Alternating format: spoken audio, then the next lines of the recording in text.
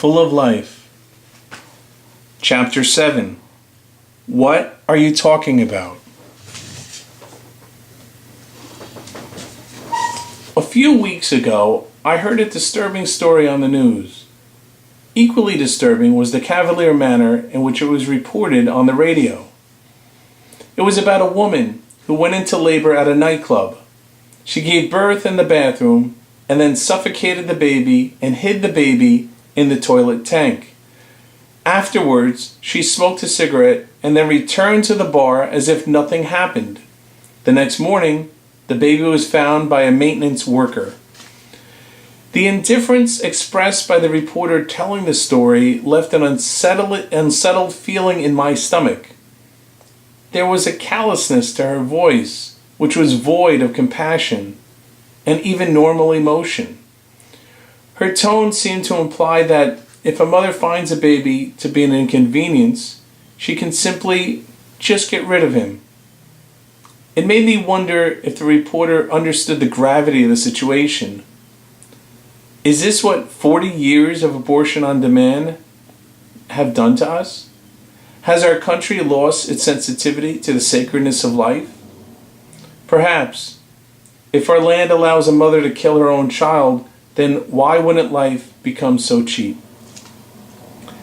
It's obvious that over the years, the number of stories of violent acts against the innocent and defenseless has grown. The elderly are victims of euthanasia. The disabled are neglected and even abused. Unwanted babies are left unattended to cry themselves to their final breath.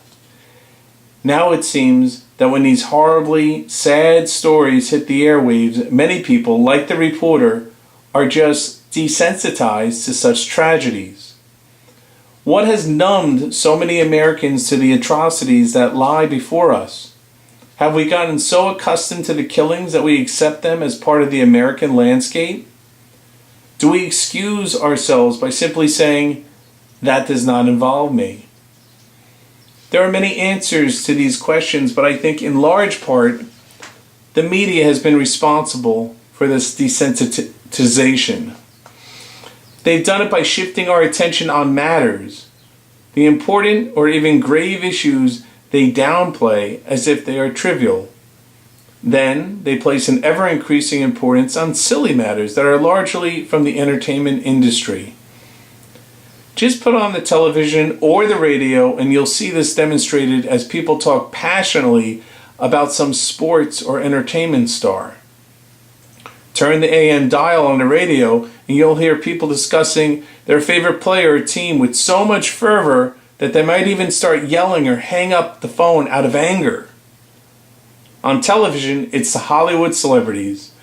We adorn them with applause and awards and look to them as role models as we follow their every move as documented in magazines and entertainment shows. Our attention becomes consumed by a fantasy world based on the lives of people who act or play sports for a living.